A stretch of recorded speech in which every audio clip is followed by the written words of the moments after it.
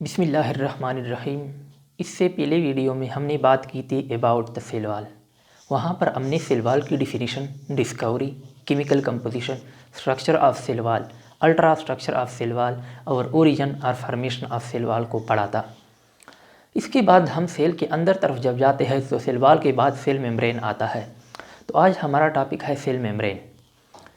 तो dear students, अगर आपको याद हो तो एक्सेप्शंस टू सेल थ्योरी जब हम पढ़ रहे थे तो उस वक्त हमने ट्रू सेल के लिए 3 पैरामीटर्स पढ़े थे कि एक ट्रू सेल के लिए 3 पैरामीटर है। एक ट्रू सेल में 3 चीज़ों का होना ज़रूरी है। इसमें सेल मेम्ब्रेन भी था कि सेल मेम्ब्रेन भी एक पैरामीटर है सेल के ट्रू होने के लिए। तो अमूमन सेल मेम्ब्रेन प्रोकैरियोटिक सेल और यूकैरियोटिक सेल दोनों में मौजूद होते हैं। हाँ, कुछ एक्सेप्शन है ज़रूर, इसमें हम आगे उसमें पढ़ेंगे। तो आते हैं हम अपने सेल मेम्ब्रेन की तरफ, अपने टॉपिक की तरफ। तो सबसे पहले सेल मेम्ब्रेन की डिफिनीशन कुछ इस तरह है कि the ultra thin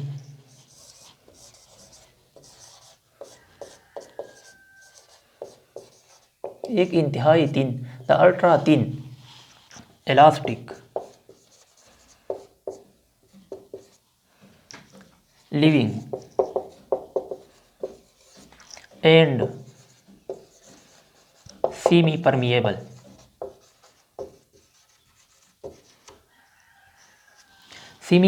permeable layer present the ultra thin elastic living and semi permeable layer which separates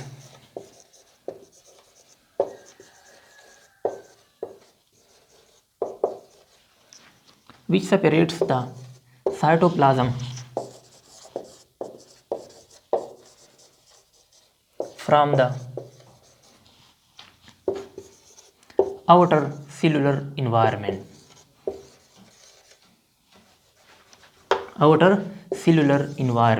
जो कि बाहर उसके साथ सेल पड़े होते हैं, उसको, इस सेल को इससे सेपरेट करता है। Cellular environment is known as cell membrane या इज कॉल्ड सेल मेम्ब्रेन। तो सेल मेम्ब्रेन जो है वो इंतहाई थिन है, अल्ट्रा थिन, इलास्टिक है, लिविंग है और सेमी परमिएबल है। यहाँ पर सेमी परमिएबल से मुराद ये है कि सेल हम एक चीज़ परमिएबल होती है और एक नॉन परमिएबल, इम्परमिएबल होती है। परमिएबल से सब कुछ चीज़ें पास हो जाती है, जबकि इम्परमिएबल जो होती है उससे पास नहीं होते। तो सेमी परमिएबल जो होता है उसमें कुछ चीज़ें पास होता है और कुछ चीज़ें पास नहीं होता है। अब हम आते हैं सेमी परमिएबल से मुराद। यहाँ पर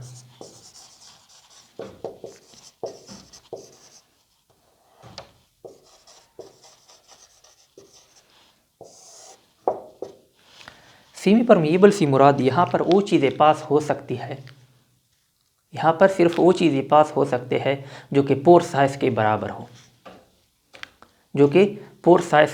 हो, सेमी परमिएबल से मुराद यहाँ पर सेल मेम्ब्रेन से सिर्फ वो चीज़ें पास हो सकते हैं जो कि सेल मेम्ब्रेन में मौजूद पोर साइज के बराबर हो। अगर इससे बड़े हो तो वो पास नहीं हो सकते।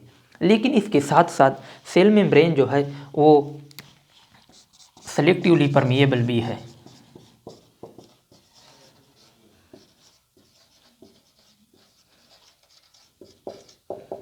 इसके साथ साथ सेमी परमिएबल होने के साथ साथ सेल मेम्ब्रेन जब लिविंग होता है तो सेलेक्टिवली परमिएबल भी होता है। हमेशा याद रखो, सेलेक्टिवली परमिएबल और सेमी परमिएबल सेल मेम्ब्रेन की कैरेक्टरिस्टिक्स है। सेल मेम्ब्रेन जो है उसकी ये दोनों खसूसियात है, कैरेक्टरिस्टिक है। सेलेक्टिवली परमिएबल से मुराद ये है कि सेल मेम्ब्रेन हमेशा सब्सटेंसेस को, चीज़ों को इंटर करता है according to the cell needs. Cell की ज़रूरियात के मुताबिक हो हमेशा चीज़ों को अंदर आने देता है। फ़र्ज़ करें फॉर एग्ज़ाम्पल, अगर सेल में ग्लूकोज की लेवल कम हो गया तो फिर वो ग्लूकोज को आने देता है। जब ग्लूकोज के लेवल फिर नॉर्मल तक आ जाए सेल के अंदर तो फिर वो ग्लूकोज को मज़ीद आने से रोक देता है। तो यहाँ पर सेलेक्टिवली परमिएबल से मुराद ये भी है कि वो सेल नीड के मुताबिक चीज़ों को आने देता है, लेकिन अगर सेल जो सब्सटेंस अंदर सेल के अंदर आता है अगर उसका साइज़ बड़ा हो तो वो भी इसके ज़रिए अंदर आ सकता है। तो वो अगर किसी सब्सटेंस जो सेल के अंदर आने वाला है उसका साइज़ अगर पोर से ज़्यादा हो तो वो एंडोसाइटोसिस के ज़रिए सेल के अंदर दाखिल हो सकता है, एंडोसाइटोसिस के ज़रिए।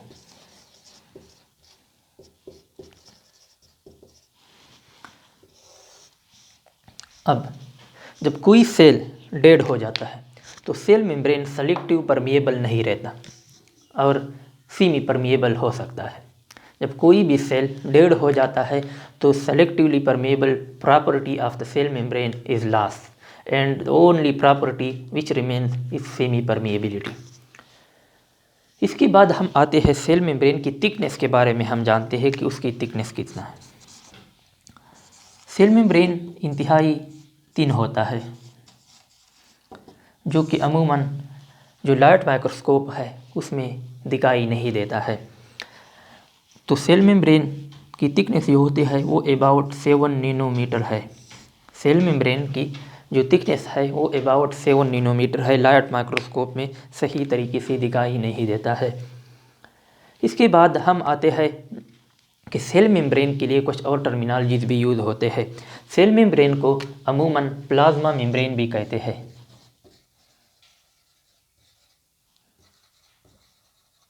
प्लाज्मा मेम्ब्रेन भी कहते हैं, उसको साइटोप्लाज्मिक मेम्ब्रेन भी कहते हैं।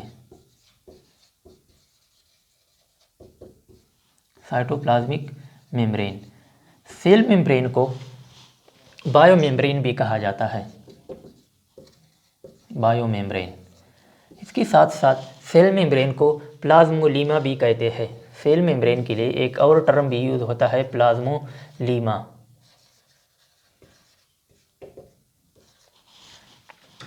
ये कुछ टर्म्स है जो कि सेल मेम्ब्रेन के लिए यूज़ होते हैं। Plasma membrane, cytoplasmic membrane, bio membrane और प्लाज्मोलीमा। ये कुछ टर्म्स है जो कि सेल मेम्ब्रेन के लिए यूज़ होते हैं। अच्छा, ये जो टर्म था सेल मेम्ब्रेन का वो सबसे पहले 2 साइंटिस्ट ने कॉइंड किया था। The term cell membrane was coined by 2 scientist, that is Nageli and Cramer. ये 2 साइंटिस्ट थे जिन्होंने टर्म सेल मेम्ब्रेन को कॉइंड किया था, फर्स्ट टाइम यूज़ किया था सेल मेम्ब्रेन यानी प्लाज्मा मेम्ब्रेन के लिए। हमेशा सेल मेम्ब्रेन जो है वो साइटोप्लाज्म को सराउंड करता है, इसके बाहर होता है, इसलिए हम उसको कहते हैं प्लाज्मा मेम्ब्रेन, और सेल के बाहर होता है। अमूमन सेल मेम्ब्रेन जो होता है वो प्रोकैरियोट्स में भी प्रेजेंट होता है, प्रेजेंट इन द प्रोकैरियोट्स यानी bacteria, that is in all bacteria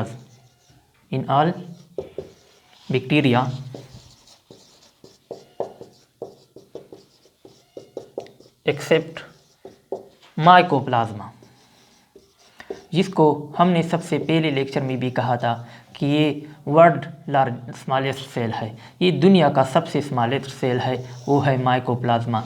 इसमें सेल वॉल नहीं होता है, इसका जो साइज़ है वो अबाउट 0.1 माइक्रोमीटर से लेकर 0.3 माइक्रोमीटर तक होता है। तो ऑल प्रोकैरियोट्स में सेल वॉल होता है, लेकिन सिर्फ माइकोप्लाज्मा में सेल वॉल नहीं होता है। तो अब माइकोप्लाज्मा में जो आउटर मोस्ट मेम्ब्रेन है वो कौन है?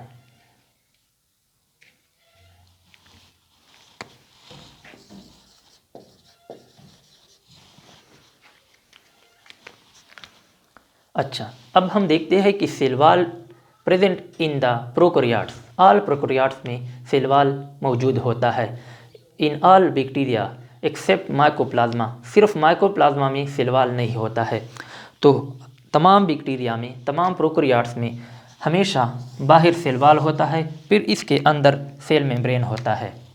लेकिन माइकोप्लाज्मा में जो आउटर मोस्ट लेयर है वो है cell membrane.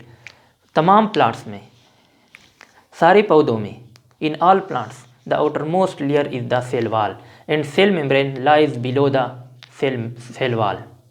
Cell membrane plants में और प्रोकैरियोट्स में हमेशा सेल वॉल के नीचे होता है। इसमें एक एक्सेप्शन है माइकोप्लाज्मा का।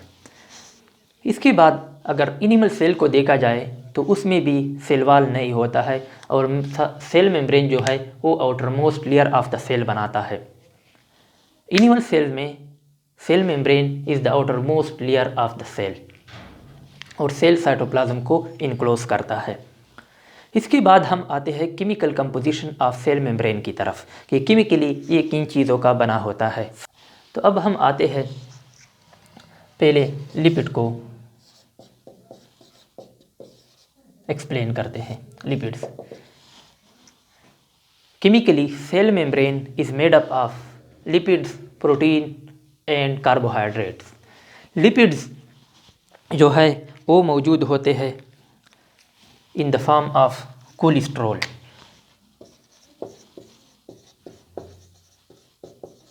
लिपिड्स जो होते हैं वो कोलेस्ट्रॉल के शक्ल में मौजूद होते हैं, लेकिन ये सिर्फ यूकैरियोटिक सेल्स में होते हैं। Usually mostly found in the mostly जो होते हैं वो मेमिलियन सेल्स में होते हैं। Cholesterol found only in eukaryotes और मोस्टली जो होते हैं वो only in eukaryotic cell membrane.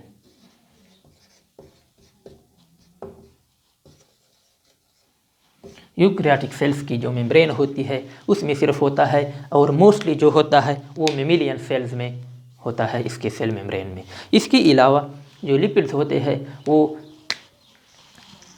Carbohydrates के साथ मिलकर ग्लाइकोलिपिड्स बनाते हैं। ग्लाइकोलिपिड एक कंजुगेटेड मॉलिक्यूल है लिपिड्स का, तो ये कार्बोहाइड्रेट के साथ मिलकर ग्लाइकोलिपिड बनाता है।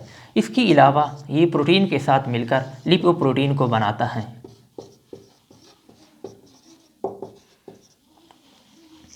ये लिपिड्स प्रोटीन के साथ मिलकर लिपोप्रोटीन को बनाता है। अब सेल लिपिड जो होते हैं ये अबाउट बनाता है 20 to 40% of the cell membrane. 20 to 40% of the cell membrane is made up of lipids. दूसरे नंबर पर है प्रोटीन।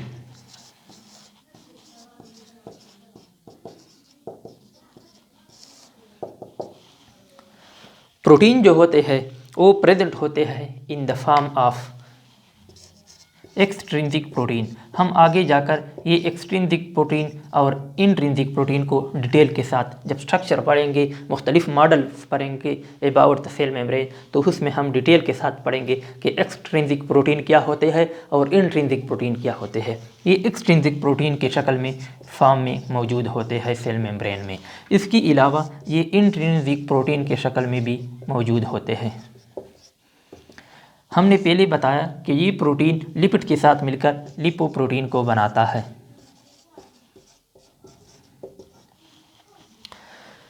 तो ये इस शक्ल में मौजूद होते हैं। और जो तीसरे नंबर पर है जो ये प्रोटीन जो होते हैं ये तकरीबन 60 to 80% of the cell membrane is made up of protein. About 60 to 80% of the cell membrane is made up of protein. About 20 to 40% of the cell membrane is made up of lipids.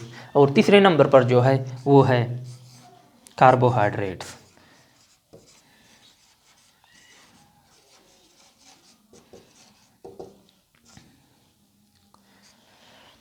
Carbohydrates present होते हैं very small quantity में, present in very small quantity, वो इंतहाई कम मिकदार में cell membrane में present होते हैं। और ये कार्बोहाइड्रेट जो है ये प्रोटीन के साथ मिलकर ग्लाइकोप्रोटीन को बनाता है और लिपिड्स के साथ मिलकर ग्लाइकोलिपिड्स बनाता है। एक बात यहाँ पर रह गई, यहाँ पर प्रोटीन कार्बोहाइड्रेट के साथ मिलकर इस शक्ल में भी एग्जिस्ट करते हैं, सेल मेम्ब्रेन में मौजूद होते हैं ग्लाइकोलिपिड की शक्ल में। ग्लाइकोप्रोटीन।